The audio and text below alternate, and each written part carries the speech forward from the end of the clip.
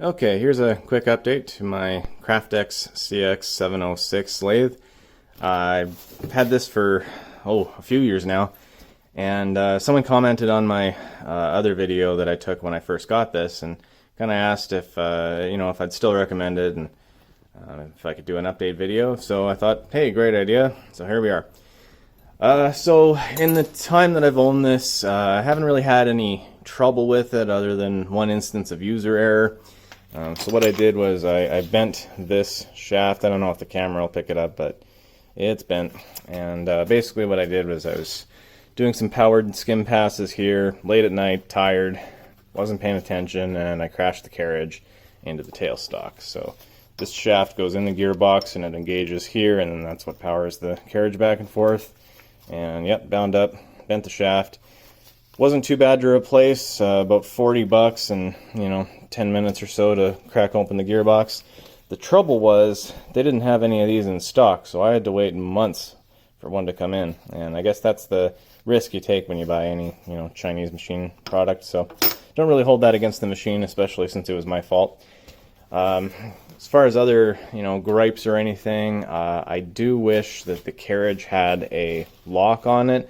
Apparently the reason they don't do that is so that you don't accidentally leave it locked and I guess bend that shaft.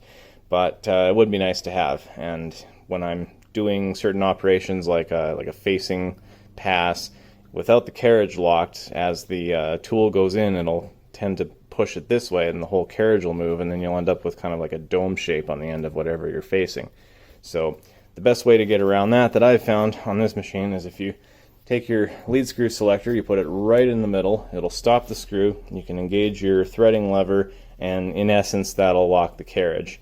Now you obviously can't use your power feed then, but if you're doing it manually, it's good enough. Other things that I've done, well, yes, I have put a quick change tool post on it. That was actually pretty recently. Be aware, this is the one from Busy Bee. It's not a direct bolt-on, so this piece here is a casting, and it's got a little protrusion that comes up, and then the tool post kind of centers on that. Well, this one didn't have a counterbore to go around that protrusion, and the protrusion was quite long, so I kind of split the difference. I put this in the forejaw and put a counterbore into it, and then I put this in my mill and cut it down to about half of its original height. And then I believe I also had to drill and tap for this stud here, but not too bad. And once that was all done, it went on pretty well, and I'm quite happy with it. It makes things a lot easier. For anyone that's not familiar, basically the original tool post right here just uses these bolts to attach your tools, and you can have say two on either side and then spin it around to kind of quickly change. But you're stuck using shims and whatnot to get your tool height exact, whereas here you can use this adjuster to move the tool up and down and get it perfectly centered. Plus, you turn the lever and the thing comes off. So this kit came with a few of these. I think I'd like to get more eventually. But yeah, definitely very handy. Other things I've done to the machine, well, I did the oil changes in the gearboxes. I changed the gear oil again when I bent the shaft. Wasn't too bad to do. This whole thing comes off pretty easy, just a few screws on top and then it sort of comes away, so no issues there. I probably need to adjust the gibs again to get rid of that backlash. Initially when I bought it, I was able to get it down to very, very low backlash, and now it's it's slowly crept up over time. Other things, well, the tailstock was too high out of the box. I guess they do that intentionally so that as your ways wear down, your tailstock will start, high relative to your chuck, and then, the ways wear, the tailstock slowly drops, and then to get the most life out of it, they start high, it sort of drops through, being perfectly centered, and then gets low over time. But I didn't want to wait because it was something like 6 thou too high, and that was enough to cause trouble when trying to drill small holes up to probably a 1/4 inch even. You can kind of see the drill bit wobbling as it's going around. So I took off the base, I put that in the mill, took a really fine skim pass, and I got it to something like 1/2 thou above center. And if my ways ever do wear that it starts dropping enough to cause a problem again, I guess I could just replace this, assuming they still make the thing.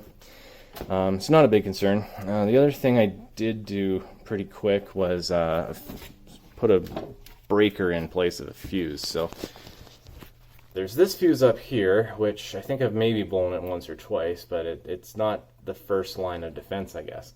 If you look back here, just kind of beside where the cord's going in, there's a switch. Now originally there was a fuse back there, and it was kind of the main one for the machine. And sure enough, that's the one that would pop on me. So I got tired of popping fuses and having to keep a bunch around, so I replaced that with a fast-acting breaker that just had a switch on it. So it's easy to kill power to the machine now if I want to work on it. Plus, if I do overtax the thing, then I can just flip the switch. The only way I've ever really overtaxed it is drilling something like a, what is this, 27/64 hole into steel, and if you go too fast, yeah, you're gonna trip that breaker, but not too big of a deal.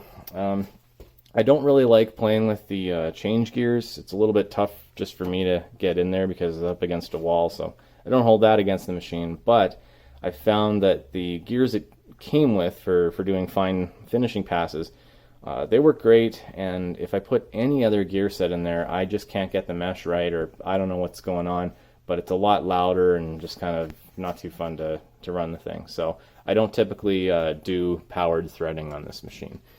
If I do need to thread something, it's usually 1/4 inch or 12 millimeter or something like that, and the things I'm threading are typically small enough that I can put it into the drill chuck and then put the die into the head chuck, and then just either very slow power or kind of manually turning the thing, I can cut whatever threads I need to and still make sure they're in line with the axis of the part that way. Let's see what else. Things I'm turning on it. Generally, it's probably an even mix of steel and aluminum for the most part. That probably makes up 95% of what I do. And then a little bit of copper, brass, Delrin, stuff like that. It cuts all that stuff just fine, and with the powered finishing pass, 3 speeds, so you can do like a rough cut and then get finer and finer. It makes good finish quality, and I'm quite happy with all that stuff. So no real concerns or complaints. I don't think I'd really carry any spare parts for it, other than again, if you do something stupid. But I haven't had any issues with it. At some point I may want to put a more powerful motor in so I can just do more aggressive drilling operations, things like that. But otherwise, I don't think I feel like modding anything else, especially after I got the quick change tool post on there. Yeah, I don't know. I guess that's about all I can think of to say, so I hope that helps. Cheers.